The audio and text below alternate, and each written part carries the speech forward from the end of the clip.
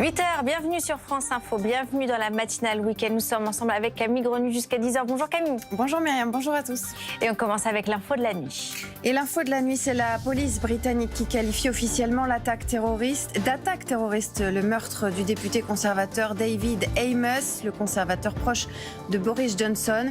L'homme a été poignardé à mort en pleine permanence parlementaire hier midi. La direction antiterroriste de Londres évoque désormais, je cite, une motivation potentiellement liée à l'extrémisme islamiste. Et dans la demi-heure d'actualité qui arrive, nous parlerons évidemment de Samuel Paty, tué pour avoir parlé de la liberté d'expression. C'était il y a un an, jour pour jour. Et depuis, qu'est-ce qui a changé? Nos équipes sont allées à la rencontre de collégiens et leur ont posé la question. Parole des lèvres, c'est à suivre.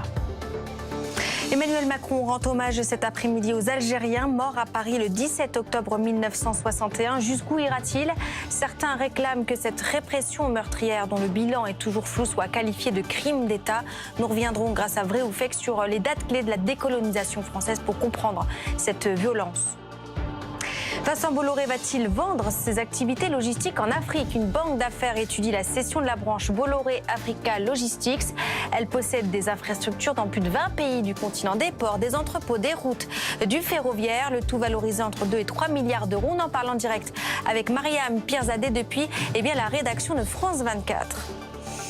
L'actualité, c'est aussi ce matin du foot avec le PSG qui renoue avec la victoire. Vous verrez que Kylian Mbappé a réussi à transformer un penalty. Ça sera raconté prodigieusement avec Nelson Montfort qui est avec nous en plateau et qui nous fera donc le sport pour cette édition.